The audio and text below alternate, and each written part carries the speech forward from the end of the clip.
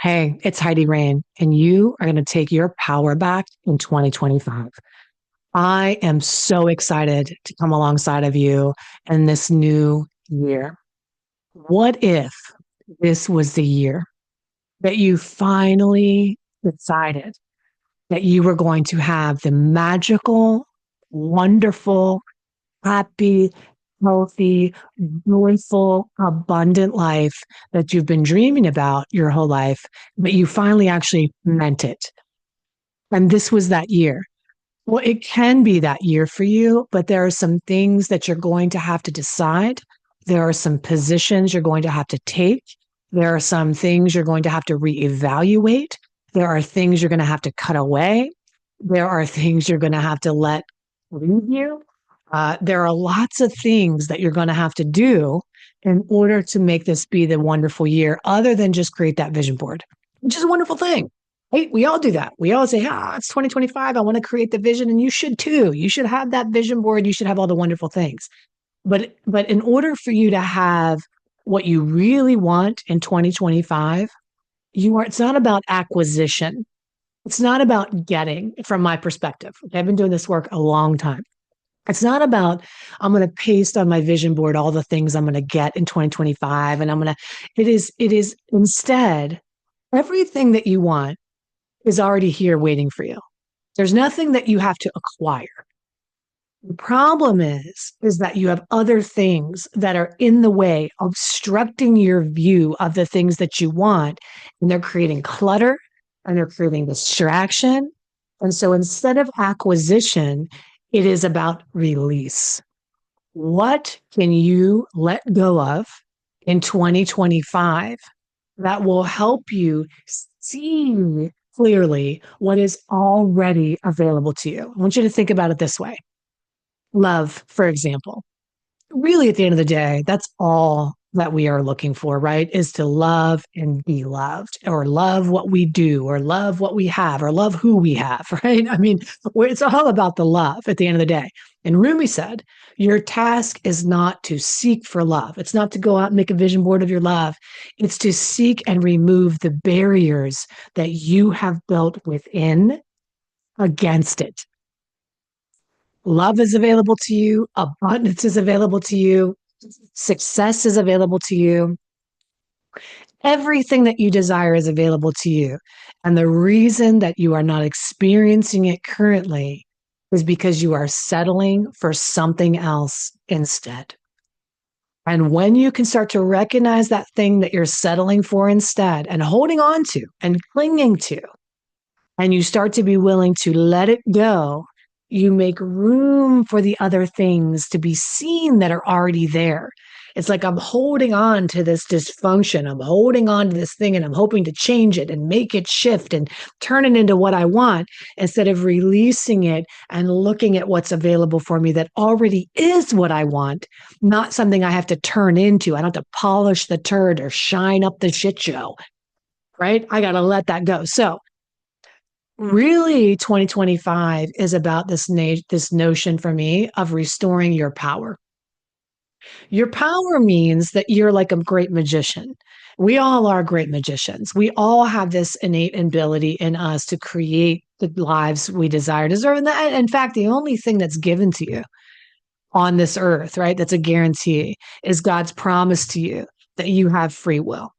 That you have, and free will is the ability to choose a life. It's the ability to create the life that you want. That is the one thing that God has promised us all, is the ability to create whatever it is that you want.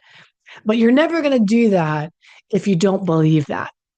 Instead, you believe, well, I'm a prisoner to circumstance. Well, it'd be great for me to be able to create that thing, Heidi, but you don't know what I'm dealing with over here. I can't create that thing because even though I have all this power inside me, I'm powerless. Okay, well, it's like you're a witch, for lack of a better way, or a wizard without a wand because you've been bound up in your power. Okay, I'll go with that today. Let's say that you have all this power, but it's bound up. It's tethered, it's tied, your hands are tied. Where has your power gone? And how do we restore your power so that you can go on to create the life that you really desire and deserve? Well, let's find out the three places that your power is bound. Where is your power bound? What is binding you? The first thing that could be binding your power to create the love and life that you want is our power is bound by a person. Now, this could be your partner. This could be you daydreaming and envisioning a wonderful life for yourself. And then you're with a partner that does not support you, does not see you, does not understand you, does not value you. In fact, this person sucks from you. You go walk into the room feeling energized. And as soon as you spend any time with this person in your life, you feel sucked dry. It's almost as if you radiate all these superpowers. And then when you're around this person, they're like your kryptonite.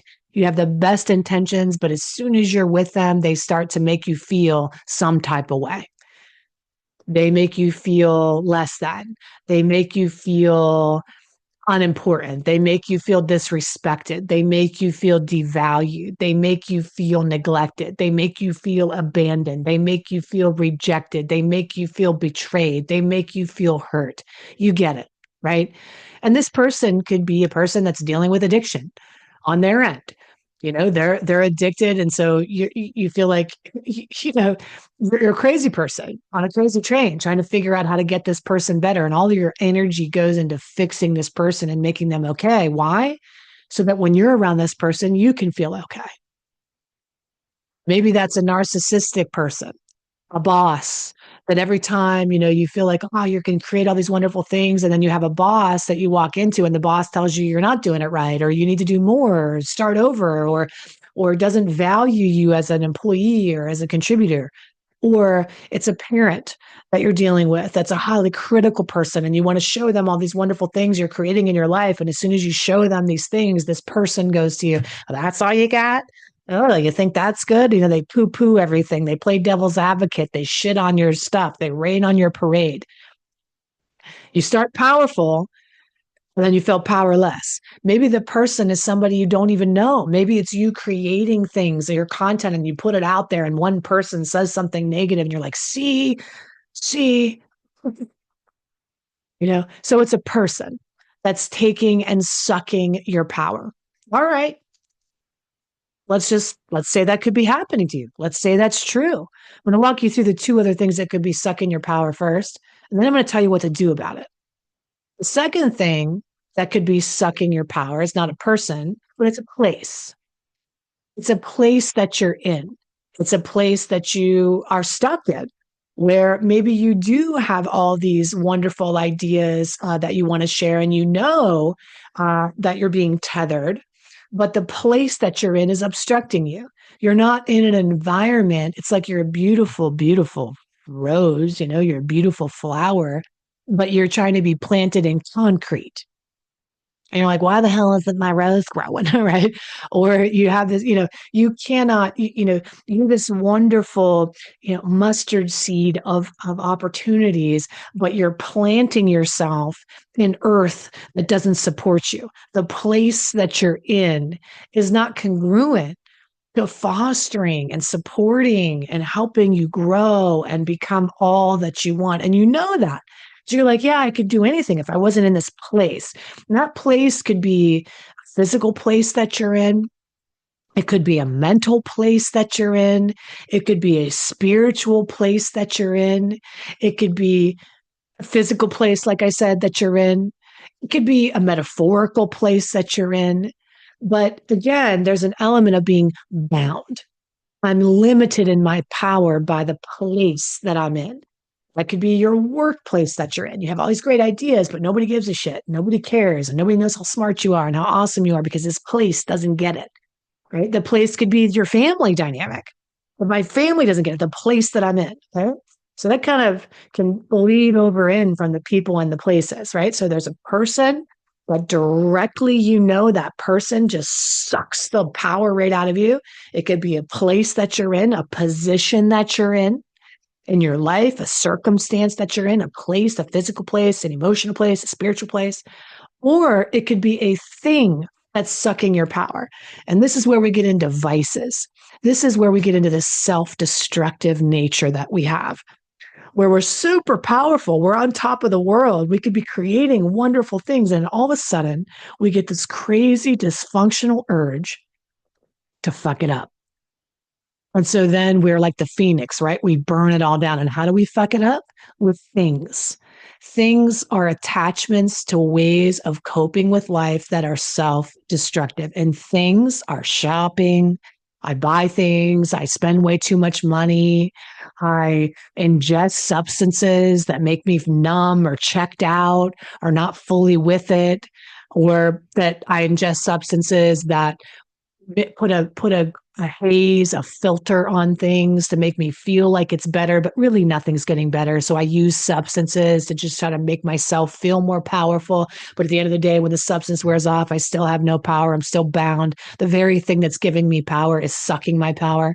I ingest a bunch of alcohol so that I feel powerful and I can tell that person how I think or what I feel or what's going on in my life, or I feel powerful socially, or I ingest a little substance and I can go out. But then the very thing that's giving me power is sucking my power because I get too drunk and I go overboard, or I take too much medication, or when I don't have that medication or that substance that I'm ingesting to make me powerful, when it comes away, I'm powerless again until I have that substance again. Now I'm reliant on that thing in order to make me feel powerful.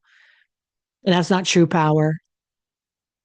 Or I feel powerful when I engage in an activity like I sleep, right? I get my power back. I just avoid everything, right? I go under the covers. I engage in an activity.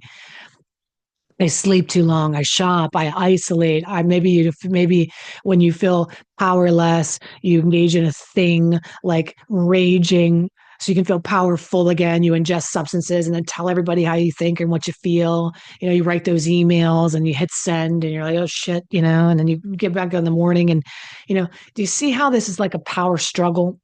All these things are power struggles in our lives. Power struggles. You're a powerful person, and then you have power struggle with a person, a place, or a thing. What is the ticket to taking your power from that person and taking it back? To taking your power from that thing and taking it back? To taking your power from that place and taking it back?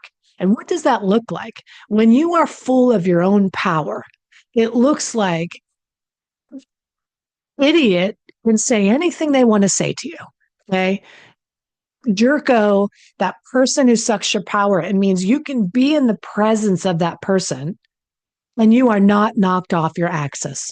You maintain your power. You're able to separate. You're able to stop taking other people's bad behavior personally and having it suck all your power out of you. You're able to maintain your ninja level status no matter what that idiot, dysfunctional, toxic person does around you. It doesn't take you out with it, because when it does take you out, that's called codependency.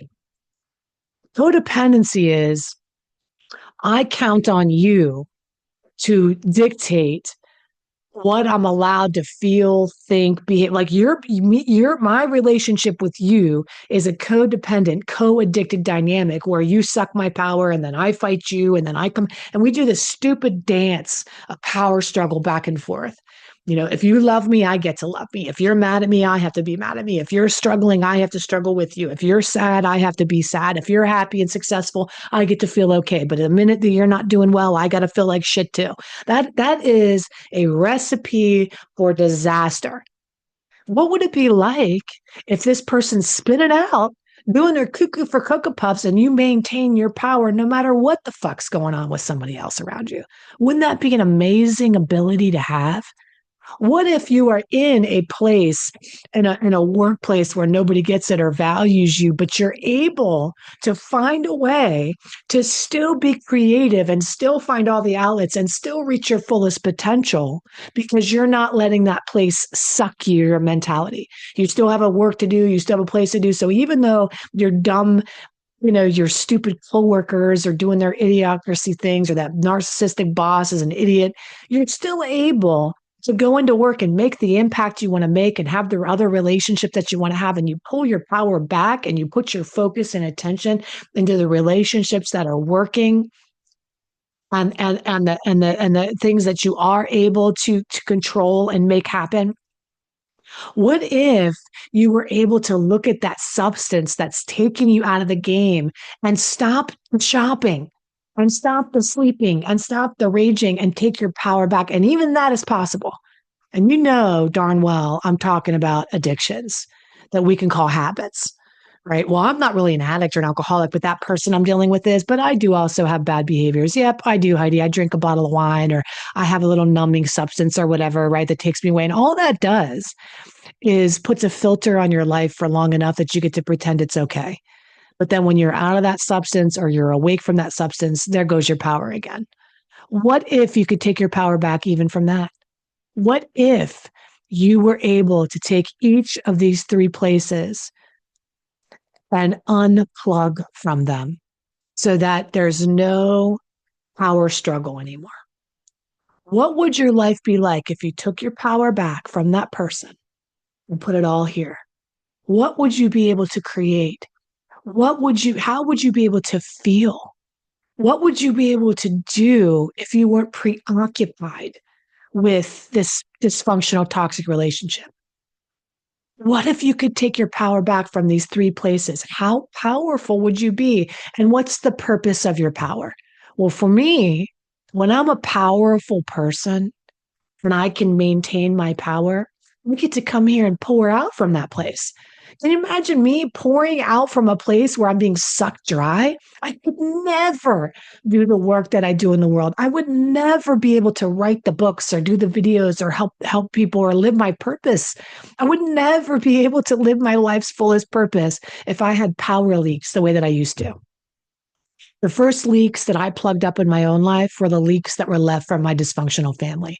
I had lots of people in my life when I grew up where their opinions of me mattered more than my own, where the voices in my head rang from the same voices of dysfunction and despair and toxicity, where my power was gone because as soon as I felt like a good person or I was able to do something, I had that voice in my head.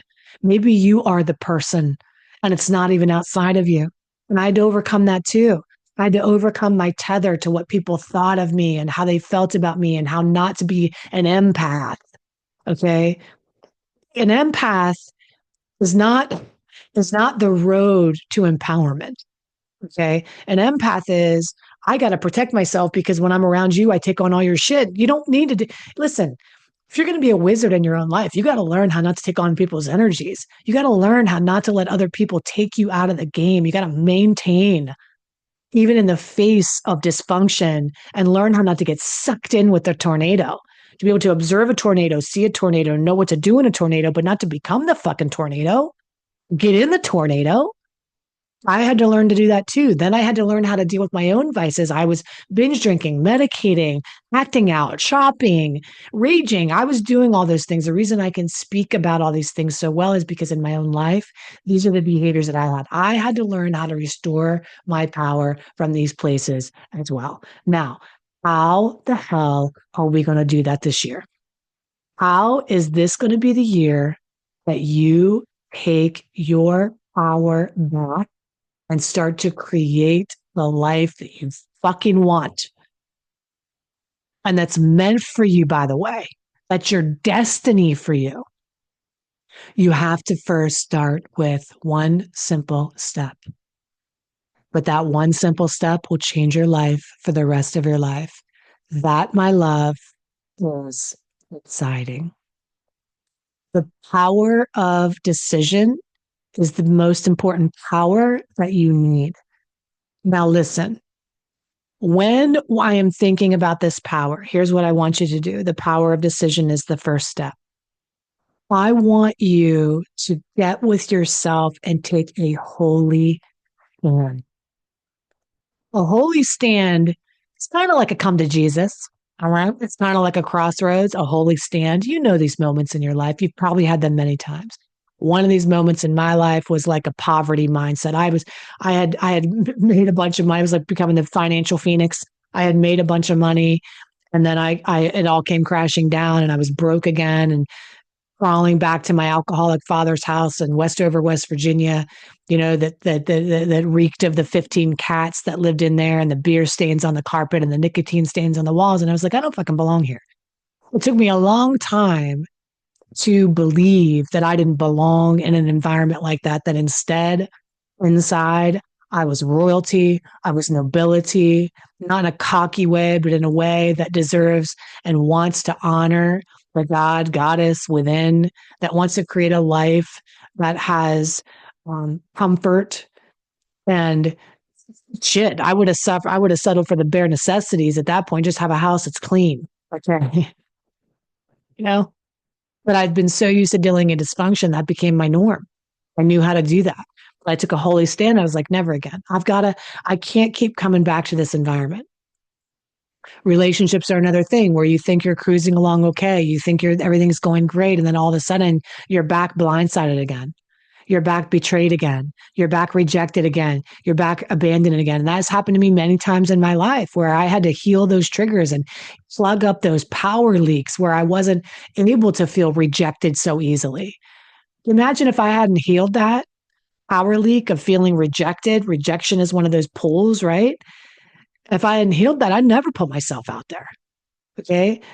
Plugging up the leaks of abandonment and making it less easy for you to feel abandoned or feel rejected or feel betrayed. The power of decision. Another crossroads for me was when I wanted to go alcohol free. I was tired of being the phoenix in my life and like being really successful and then drinking 2 bottles of wine and forgetting my own name and waking up and where are my shoes and who is this and what did I text and what happened. I was tired of that life and I had to take a holy, sacred stand that never again. And John Maxwell says it really great that decisions help us start and discipline helps us finish.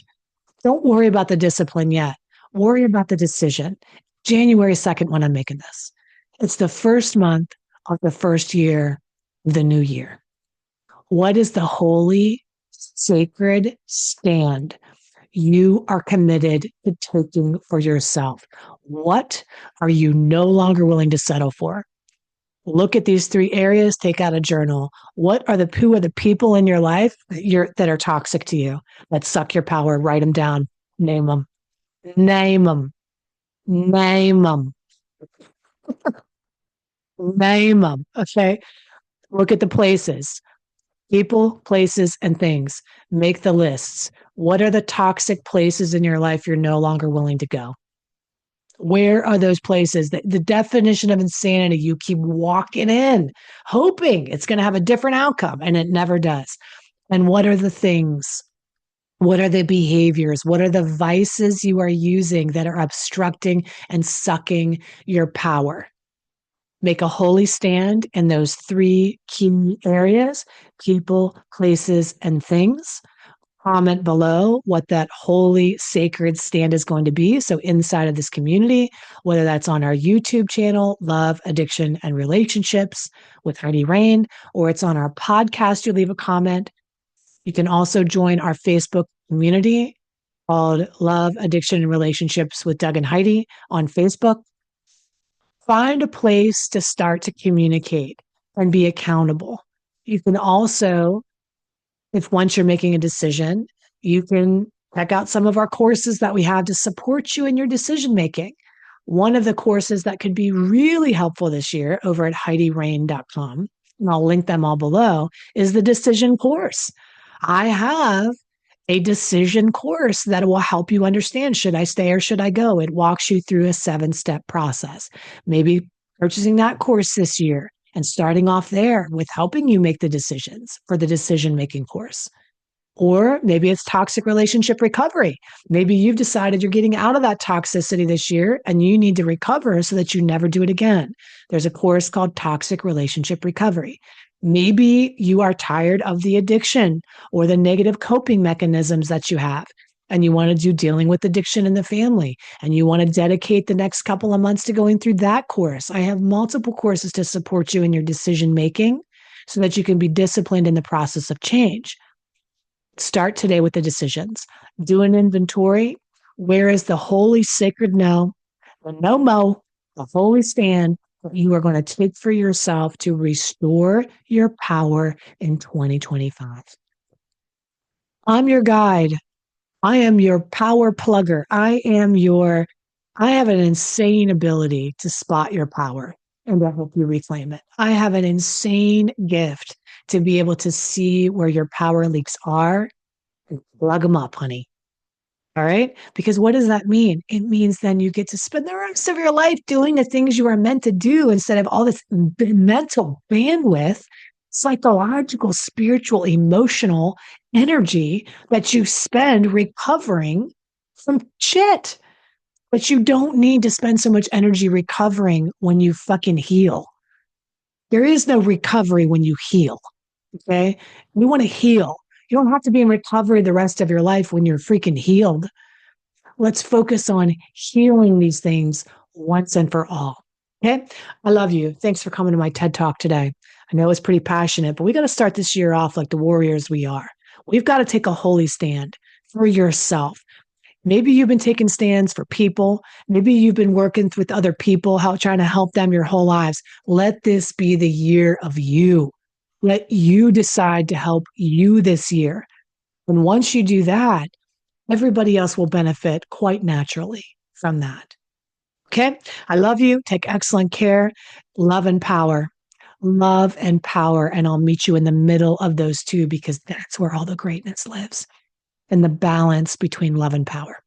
Okay. I love you. Take excellent care. And I'll see you really soon. Bye.